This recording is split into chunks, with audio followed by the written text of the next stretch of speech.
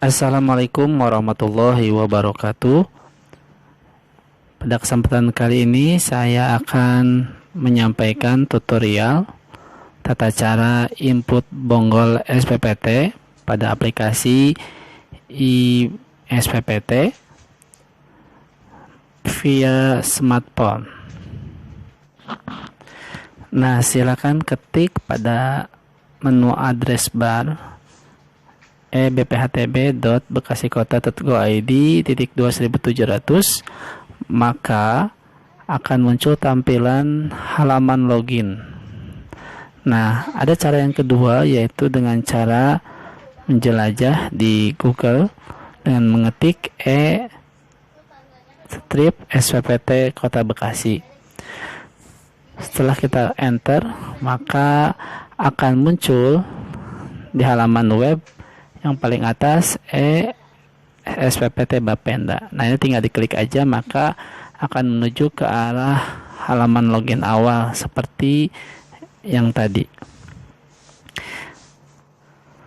Nah, untuk kali ini kita akan coba login ke aplikasi SPPT Bapenda dengan menggunakan login kelurahan. Jadi ini adalah input bonggol di kelurahan. Nah, ketika sudah masuk user, password, dan login, maka akan muncul tampilan menu-menu yang ada pada SPPT Bapenda Kota Bekasi. Yang pertama ada input SPPT, lihat hasil input SPPT, dan realisasi SPPT. Untuk input SPPT di sini ada beberapa submenu, yaitu input tanda terima SPPT, input SPPT bermasalah, update input tanda terima, update input SPPT bermasalah. Keduanya berpasangan, input dan update. Kemudian menu lihat hasil input SPPT, kita lihat tanda terima SPPT, hasil inputan tanda terima SPPT, kemudian SPPT bermasalah, hasil inputan SPPT bermasalah. Dan yang ketiganya adalah laporan bonggol SPPT per kelurahan di satu kecamatan. Ini kita bisa melihat target yang sudah diinput dan belum diinput dan persentasenya. Kemudian menu yang terakhir itu realisasi SPPT, terdiri dari print out SPPT untuk mengetahui lunas dan belum lunasnya wajib pajak tersebut. Kemudian lihat SPPT detail, yaitu SPPT-nya dari mulai luasnya, NJOP bumi, NJOP bangunan, dan seterusnya. Kemudian menu cari NOP SPPT adalah untuk mencari NOP. Kemudian ganti password adalah untuk menjaga keamanan password user tersebut. Nah, kita langsung saja bagaimana cara penginputannya. Login seperti biasa, masukkan user dan password. Muncul tampilan seperti ini. Kita akan mulai dari input SPPT, input tanda terima SPPT yang diterima oleh WP. Nah, ini kita masukkan NOP lengkap dari mulai kode provinsi sampai dengan nomor urut. Kemudian nanti masukkan juga tahun. Tahunnya adalah tahun 2020. Kemudian klik cari. Maka akan muncul tampilan yang sudah terisi NOP, kemudian pokok PBB, dan tahun pajak 2020. Tinggal kita inputkan tanggal terimanya, tanggal berapa WP menerima SPPT tersebut. Ini tidak usah kita ketik, tinggal diklik saja, dipilih. Ini tanggal 1 bulan 4 2020. Kemudian nama penerima. Nah, penerima kita tuliskan siapa yang menerimanya. Misalkan di sini ada Dana.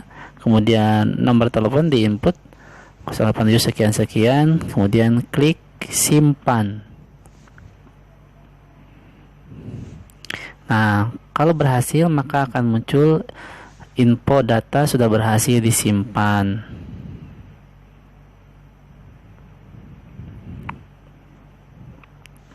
Nah, ketika back atau kembali, kita bisa melihat bahwa semua sudah terisi penuh.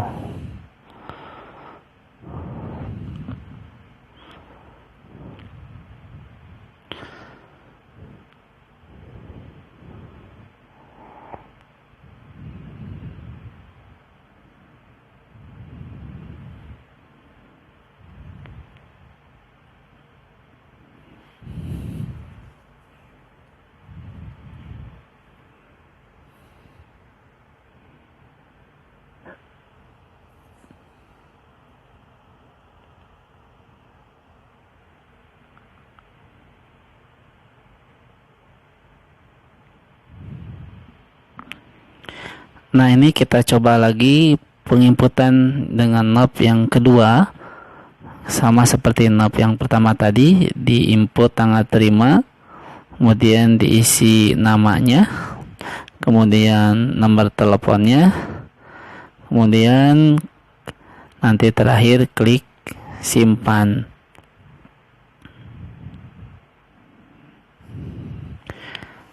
Sangat mudah sebenarnya penginputan untuk input tanda terima SPPT ini.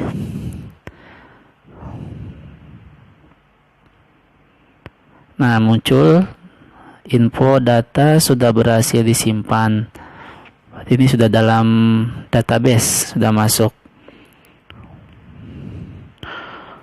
Kemudian di back, maka akan seperti ini. Nah, kita coba simpan kembali knob tersebut. Apakah bisa dilakukan 2 kali dengan knob yang sama, tahun pajak yang sama? Ketika diklik simpan, maka akan muncul info data gagal disimpan.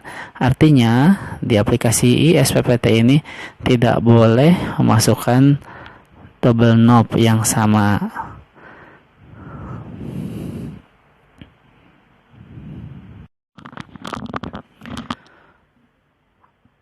Atau kita juga masukkan knob yang tidak ada di dalam DHKP. Misalkan ini kita contohkan blok 990, itu kan tidak ada di dalam DHKP cetak massal. Maka ketika kita klik cari, datanya tidak akan muncul dan muncul pesan knob salah atau tidak ada dalam SPPT cetak massal.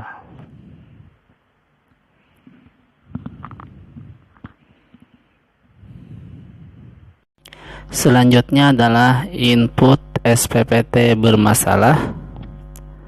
Seperti biasa, masukkan knob dari mulai kode provinsi sampai dengan kode jenis OP dan tahun 2020, kemudian klik cari.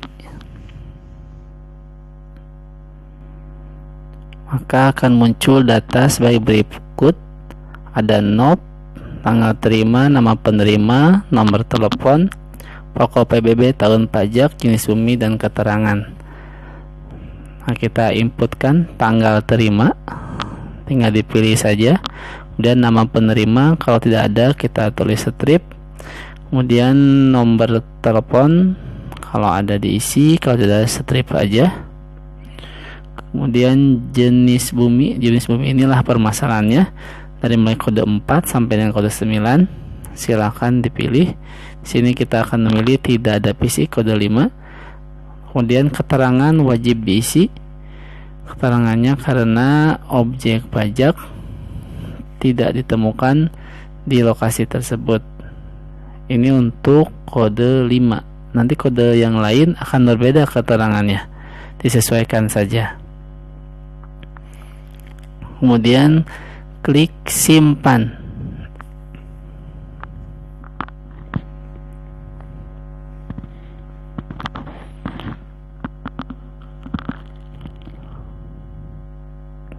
Nah, akan muncul seperti ini. Infonya data sudah berhasil disimpan. Coba kita back kembali.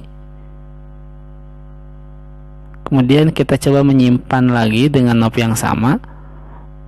Maka infonya adalah data gagal disimpan. Kemudian kita coba dengan knob asal, tidak dari DHKP. Kemudian klik cari, maka akan muncul keterangan knob salah atau tidak ada dalam SPPT cetak massal. Nah, kemudian selanjutnya adalah update tanda terima SPPT. Ini adalah untuk mengupdate input tanda terima SPPT yang awal apabila terjadi kesalahan dalam penginputan, misalkan nama, kemudian tanggal atau nomor telepon. Di sini kita masukkan knob yang telah tadi kita input pertama kali. Kemudian klik cari. Nah, maka akan muncul datanya seperti ini.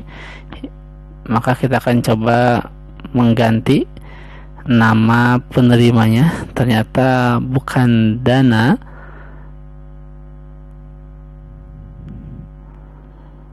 ternyata namanya adalah Danang. Maka kita ganti saja, kemudian klik simpan. Maka akan muncul info data sudah berhasil disimpan. Nah, kita coba update input SPPT bermasalah. Sama seperti update yang input tanda terima, yaitu dimasukkan knobnya sampai dengan tahun 2020. Kemudian klik cari.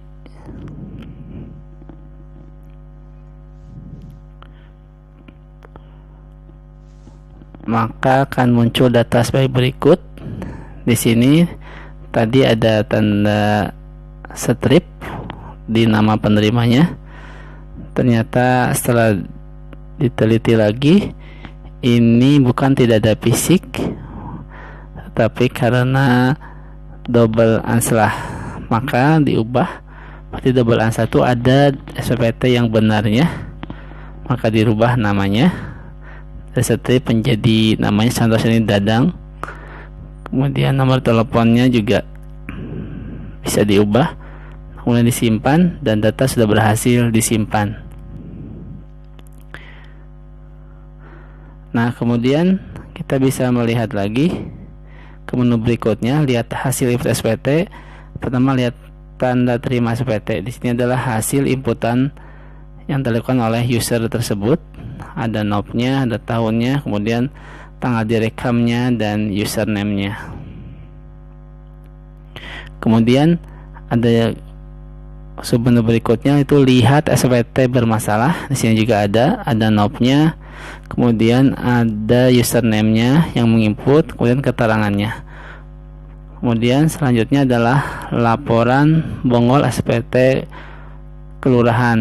Dalam satu kecamatan kita bisa mengetikkan tanggal awal kita menginput sampai dengan tanggal terakhir, kemudian klik submit, maka akan muncul data sebagai berikut. Di sini ada 2 kelurahan yang sudah menginput di Kecamatan Bekasi Barat, ada Bintara dan Bintara Jaya. Ketetapannya berapa, SPPT dan jumlahnya, kemudian yang sudah input berapa, SPT diterima dan SPT bermasalah, totalnya berapa, kemudian belum input, dan muncullah presentasi. Nah, kemudian ini bisa dilakukan print langsung dengan cara mengklik tanda print, atau ini juga bisa kita download dengan Excel, yaitu dengan cara mengklik tanda Excel di sebelah tanda print. Nah, ini akan muncul ketika kita klik Excel, mendownload. Kemudian kita coba buka, dan hasilnya adalah seperti ini. Hampir sama dengan di print, cuma ini bisa kita ubah sendiri, disesuaikan dengan kebutuhan kita. Kita bisa tambah tanda tangan dan sebagainya.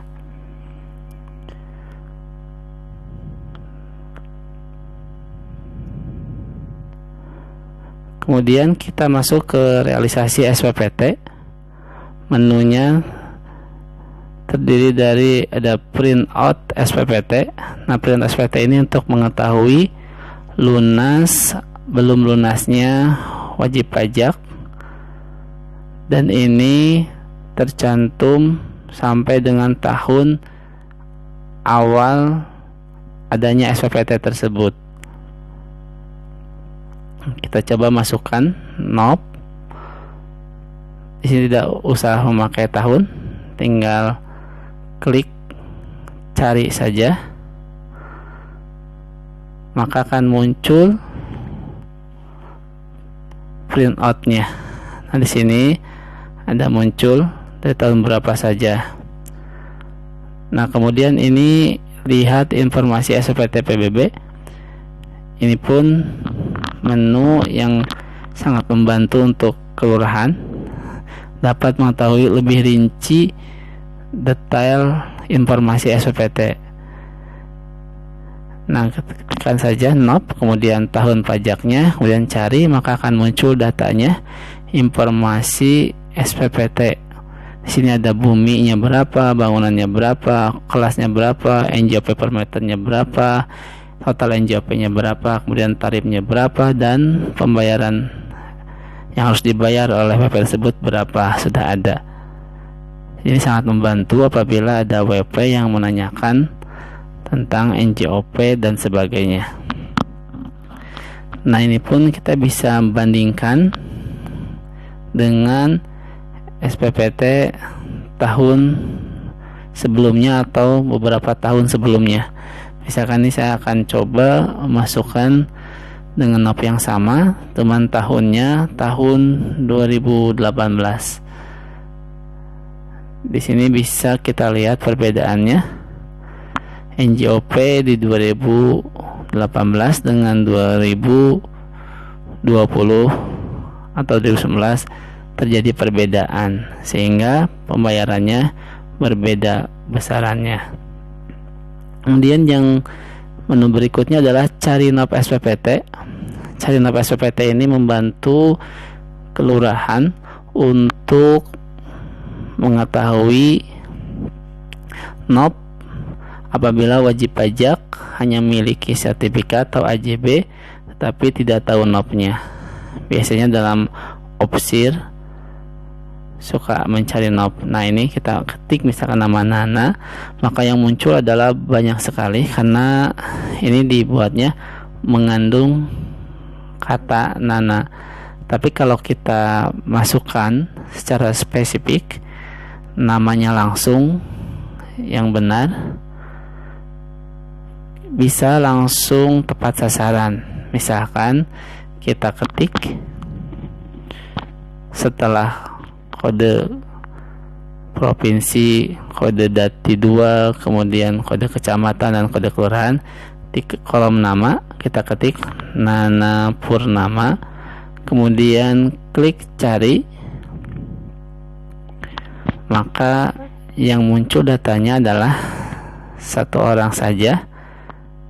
Karena nama Nana Purnama di Bintara cuma ada satu, berarti yang muncul satu nama.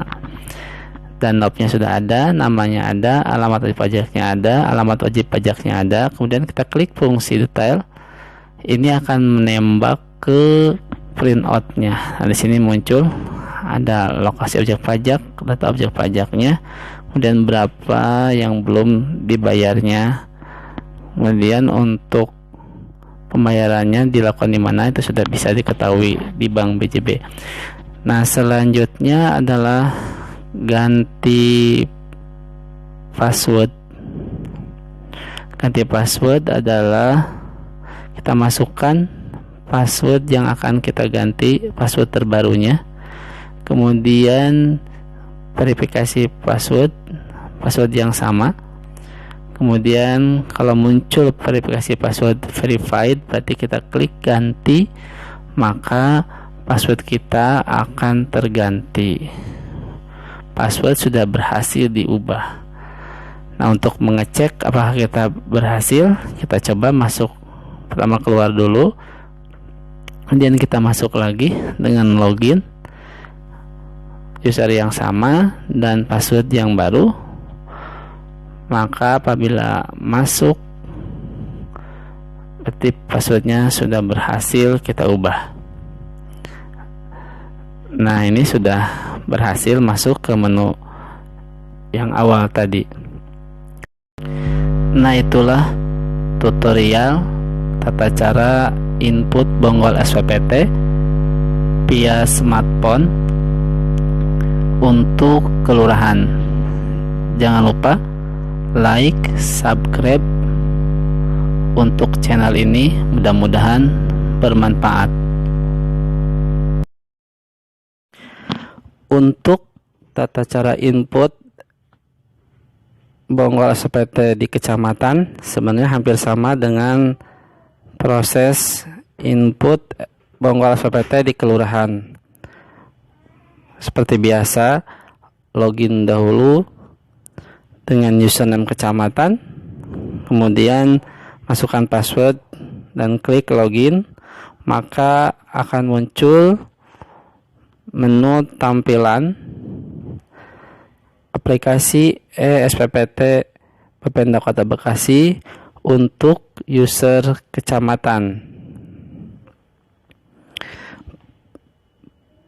Ada 3 menu utama: input SPPT, lihat hasil input SPPT, dan realisasi SPPT. Yang membedakan di sini adalah adanya penambahan menu pada menu lihat hasil input SPPT, di mana selain bisa melihat laporan hasil input SPPT kelurahan, juga bisa melihat laporan hasil input buku 45. Demikianlah tutorial tata cara penginputan Bonggol SPPT pada aplikasi SPPT via smartphone untuk kelurahan dan kecamatan. Semoga bermanfaat video ini. Jangan lupa subscribe, like, share, and comment untuk channel ini. Mudah-mudahan bermanfaat. Terima kasih. Wassalamualaikum warahmatullahi wabarakatuh.